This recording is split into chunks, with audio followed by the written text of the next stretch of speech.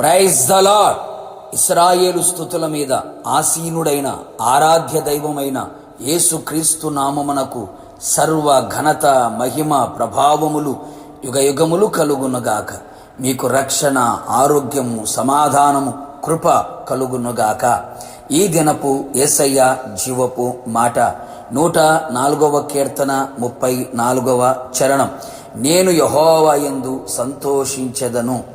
యేసయ్య పాద సన్నిధిని ప్రేమించి ఆయన మందిరములో ఒక్క దినము గడుపుట 1000 దినముల కంటే శ్రేష్టమైనదిగా ఎంచి ఆయన మందిరము ద్వారమునొద్ద ఇండుట ఇష్టముగా భావించి ఆయన మందిర ఆవరణములను చూడవలెనని ఆశతో ఎదురు చూస్తూ పరిశుద్ధ అలంకారముతో, కృతజ్ఞత అర్పణలతో, స్తుతులతో, భయముతో, వణుకుతో ఆయన మందిరములో ప్రవేశించుచున్న నా దేవుని ప్రియమైన జనమా, మనం ఎల్లప్పుడూ అన్ని వేళలా యేసయ్యందే సంతోషించదము.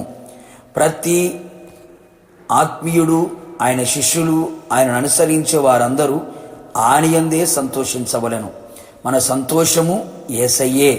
యేసయ్య కల్వరి శిలువ ప్రేమ ద్వారా మనకు కలిగిన భాగ్యము, ఆయన రక్తము ద్వారా మనకు కలిగిన రక్షణ, ఆయన గాయముల ద్వారా మనకు కలిగిన స్వస్థత, ఆయన శరీరం నుండి సంఘములో అవయములుగా మారిన మనము, మన కొరకు సిద్ధపరచబడుచున్న రాజ్యము, ఇలా ఎన్నెన్నో ఆయన కార్యములను తలంచినప్పుడు హృదయానందముతో కేకలు వేయుచు యేసయ్య యందే నిత్యము సంతోషించెదము. లోకములో ఉన్న వ్యక్తి ఆస్తి, అంతస్తు, డబ్బు, పలుకుబడి, హోదా, అధికారం, వెండి బంగారములు, లోకములు విలువైన వాటి యందు సంతోషించెదరు. ప్రభువునందు ఆనందించుడి. మరలా చెప్పుదును, ప్రభువునందే ఆనందించుడి.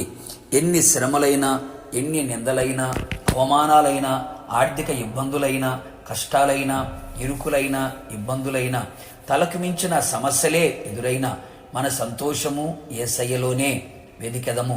మన సంతోషానికి కారణము ఏది కాకూడదు. ఏదైనా ఉంది అంటే అది యేసయ్య ఉండాలి, యేసయ్య వలన అయి ఉండాలి. ప్రతి సమయమునందు, ప్రతి విషయములో యెహోవా యందు సంతోషించదము. ఎల్లప్పుడూ యేసయ్యను బట్టి మనం సంతోషించగలిగితే ఆయన మన హృదయ వాంఛలను తీర్చును కదా. మన మనోభీష్టము సఫలము చెయ్యును. మన కోరికను సిద్ధింపచేసి మన ఆలోచన యావత్తును సఫలపరుచును. మన పెదవుల నుండి వచ్చిన ప్రార్థన మానక అంగీకరించి ఆశ్చర్యమైన, అద్భుతమైన, ఘనమైన, వింత, గొప్ప కార్యములు జరిగించును. మన ప్రార్థనలన్నీ ఆయన పరిశుద్ధ నివాసమునకు చేర్చుకొనబడును. శ్రేయస్కరమైన ఆశీర్వాదములతో ఆయన మనల్ని ఎదుర్కొని పర సంబంధమైన, ఆత్మ సంబంధమైన, భూ సంబంధమైన, శరీర సంబంధమైన ప్రతి ఆశీర్వాదమును మనకు అనుగ్రహించును. ఆ ఆశీర్వాదములతో మనలని ఎదుర్కొనును. అన్ని విషయములలో ఆశీర్వదించును. ఆయుస్సును పెంచి ఆరోగ్యమిచ్చి దీర్ఘాయుతో తృప్తిపరచును కదా. గౌరవాన్ని, ప్రభావమును, వస్త్రములను ధరింపచేయును. ఘనతాస్పదముగాను, అతిశయాస్పదముగాను, మహిమాస్పదముగాను, ఆశీర్వాదాస్పదముగాను నిలబెట్టును కదా. ఆయన సన్నిధిని సంపూర్ణ సంతోషముతో ఉల్లసించున్నట్లుగా చేసి కృపచేత కదలక ఆయనలో, ఆయన కృపలో, విశ్వాసములో నిలబెట్టును కదా. ఉన్నత స్థలముల మీద నివసింప చెయ్యును కదా. లోకములో ఏదైనాను అల్పమైన సంతోషమే అని గ్రహించి శాశ్వతమైన సంతోషం యేసు క్రీస్తులో కలదని గ్రహించి ఆయన యందు సంతోషించుచు ప్రభు రాకడ కొరకు సిద్ధపడుదుముగాక. ప్రార్థన. నిత్యాశ్రయ దుర్గమైన యేసయ్య, నీ పరిశుద్ధమైన పాదములకి కృతజ్ఞతాస్తుతులు చెల్లించుచు ఉన్నాం. మీరెంతైనా నమ్మదగిన దేవుడు, మంచి దేవుడు. మీ ప్రియులైన ప్రజలందరూ కూడా నీ యందు సంతోషించున్నట్లుగా మీరు చేసి ఉన్నారు. అందును బట్టి మీకు స్తోత్రం. ఇక మీదట ప్రతి ఒక్కరూ కూడా ప్రభువా మీ యందు సంతోషించున్నట్లుగా కృప దయచేయండి.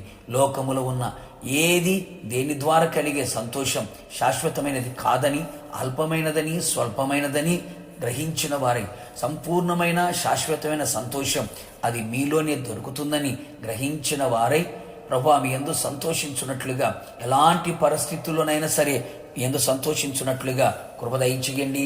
అలాగే ప్రభువా మేము యందు సంతోషించు వారి జీవితంలో మీరు చేసే ప్రతి కార్యములు ప్రతి ఒక్కరు అనుభవించున్నట్లుగా కృప దయచేసి మహిమ పొందమని రాకడ కొరకు సిద్ధపరచమని యేసు నామములో అడిగి పొందుకున్నాము తండ్రి, ఆమెన్. నిశ్చయముగా మీరును మీ కుటుంబ సభ్యులందరూ యేసు క్రీస్తునందు సంతోషించుదురుగాక.